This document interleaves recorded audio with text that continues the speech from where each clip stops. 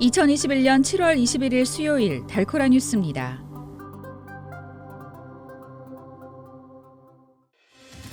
어제 전국의 델타 변이 코로나 바이러스 감염자가 전체 감염자의 83%까지 치솟았습니다. 연방정부와 의회가 마련한 각종 코로나19 실업수당 가운데 129억 달러가 낭비된 것으로 확인됐습니다. 선거법 개정안 가결을 막기 위해 워싱턴 DC에 머물고 있는 텍사스주 민주당 하원 의원들 중에서 6번째 코로나19 확진자가 나왔습니다. 전자상거래업체 아마존의 창업자인 제프 베이조스가 어제 우주 관광에 성공했습니다.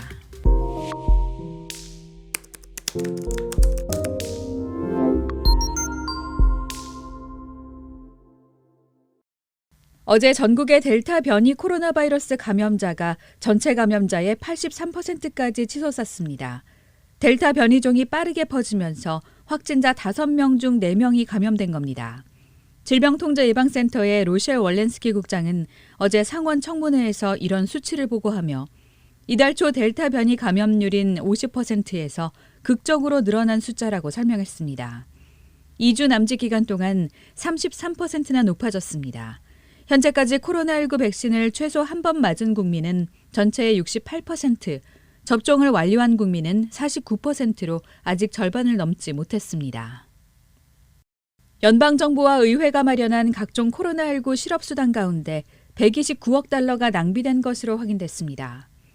회계감사원 보고서에 따르면 연방노동부는 지난해 4월부터 올해 3월까지 1년간 연방정부와 주정부가 지급한 실업급여 중 총 129억 달러가 사기성 신청에 따른 지급 및 과잉 지급에 연루된 것으로 결론지었습니다. 당초 지난 3월 조사에서 사기 및 과다 지급액이 36억 달러로 추산됐는데 추가 조사 결과 그 규모가 무려 3.6배 더 늘어났습니다. 선거법 개정안 가결을 막기 위해 워싱턴 DC에 머물고 있는 텍사스주 민주당 하원 의원들 중에서 6번째 코로나19 확진자가 나왔습니다. 현재 워싱턴 DC에는 약 50여 명의 주 민주당 의원들이 머물고 있습니다. 확진 사례가 증가함에 따라 현재 의원들은 개별적인 로비 대신 새 투표권 보호법과 관련해 연방의회를 움직일 전략을 모색하고 있습니다.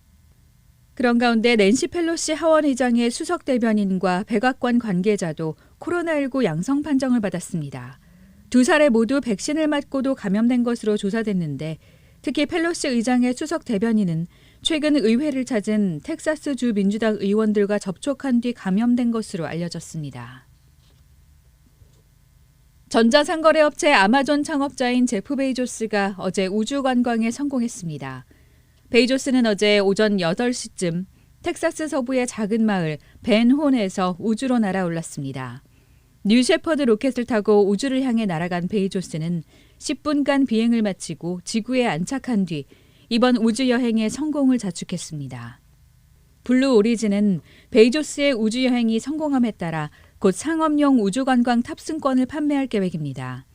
민간인 승객을 태울 계획인 다음 비행은 9월 말 또는 10월 초로 예상되는데 탑승권 가격은 아직 공개되지 않았습니다. 오늘의 단신입니다. 드루킹 댓글 조작 사건으로 재판을 받아온 김경수 경남지사에게 대법원이 징역 2년형을 확정했습니다. 국정농단 사건으로 형이 확정돼 수감 중인 이재용 삼성전자 부회장이 다음 달 8.15 광복절 가석방 명단에 오를 가능성이 제기됐습니다. 중국 중부 허난성에 시간당 200mm가 넘는 기록적인 폭우가 쏟아졌습니다. 도쿄올림픽 개막을 이틀 앞둔 오늘 개최 도시인 도쿄도에서 1,832명의 일일 코로나19 신규 확진자가 보고됐습니다. 지금까지 7월 21일 수요일 달코라 뉴스의 소피아 싱이었습니다.